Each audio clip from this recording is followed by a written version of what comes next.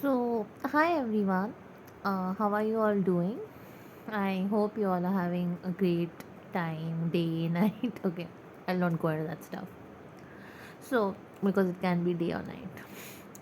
Okay, so the thing is that as those who follow this channel, you might know that I have been a late diagnosed autistic person. Okay, now many have asked me why. Answer a few questions here. Many have asked me why I did go for a diagnosis. First, I realized myself, that is one thing, it was a self diagnosis, and then to confirm it, I've got a diagnosis and to understand myself better. That is one thing. But many have also mentioned to me that your traits don't resemble those of an autistic person, you're not autistic, it's just some social interaction issues and all that. So, I want to demystify this or break this myth that autism is only about learning disability or it is only about speech problems or anything about IQ. People who have high IQ also can be autistic. That is one thing that you have to realize. Autism is not related to having low IQ. Actually, I am against the policy of measuring one's intelligence through a scale, right? So you say this is high IQ, low IQ. It's not necessary. So then, why am I measuring my behaviors and calling it autism? That is because there's a difference here. There's a very critical and vital difference here that I'm calling myself autistic and I've understood that I'm autistic. It is because I'm able to identify why I behave a particular way and I'm getting validation for that. I don't have to blame myself for that, right? I don't have to blame as to why I behave in a particular way. For example, why am I socially anxious? Why I prefer one-on-one interactions to group interactions? And I have accepted myself that it is okay that one I prefer one-on-ones, I would do that.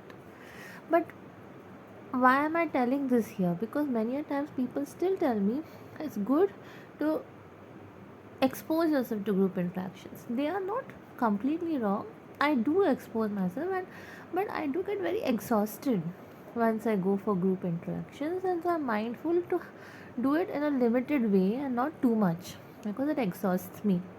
Okay, and so those are the things, right? So it's getting awareness about how you are and what are your needs. And there are so many times where I misunderstand people, and that is something I need to be mindful about.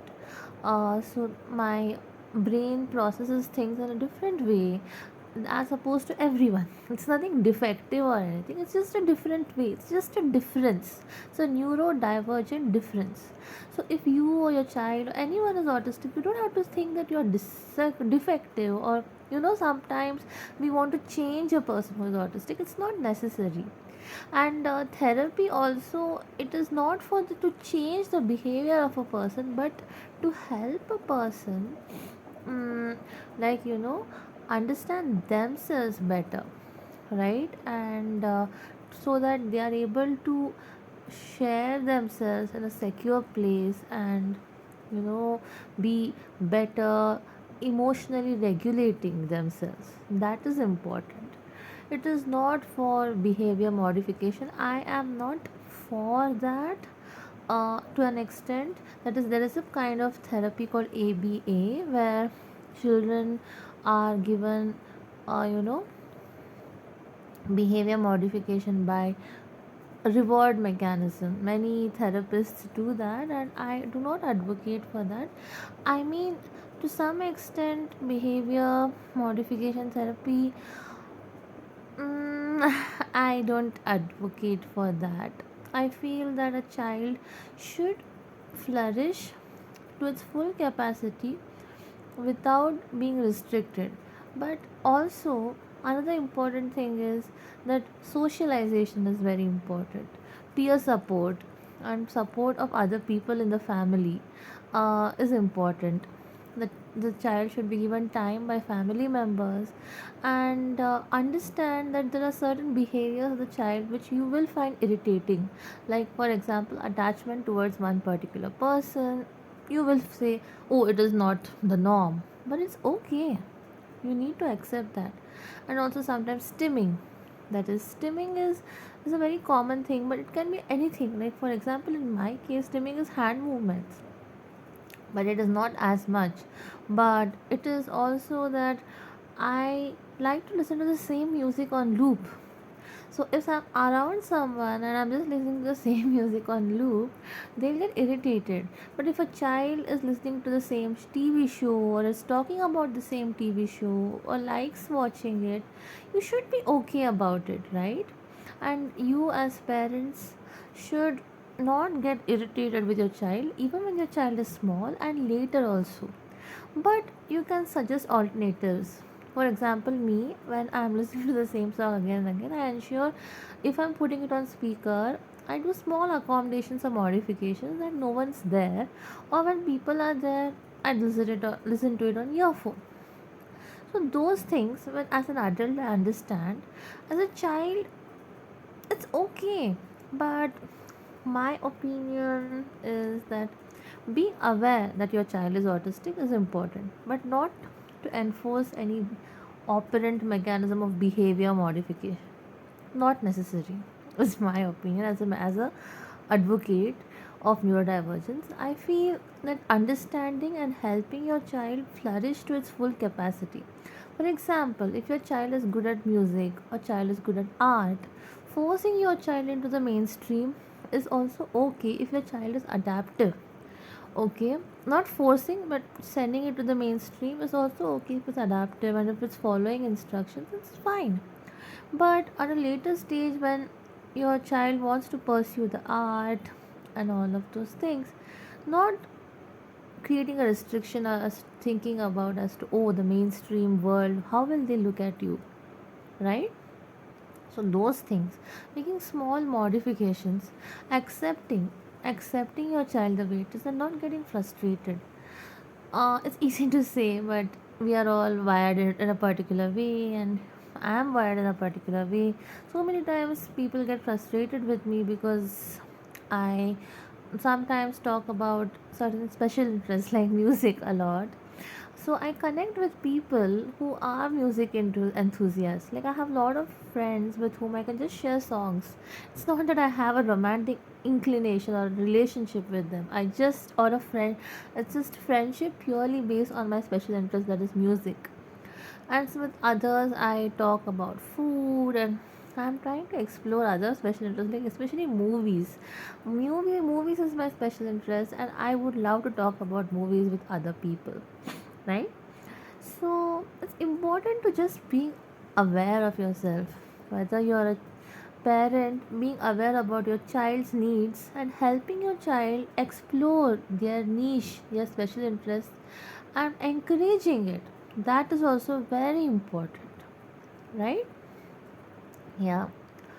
So, yeah, I'm like sounding like a teacher because I was a teacher for 4 years. I was lecturer for 4 years in varied colleges. Surprisingly, I did like it despite being autistic. Why? Because I used to love interacting with students while teaching, but I used to not interact with them after the class as much. Like, I mean, I was not sit and talk to my colleagues and all that. Like, I would immediately go to the library, but I would teach. I was considered to be a non-assertive teacher. That was my drawback. That is there, but yeah, I still did it.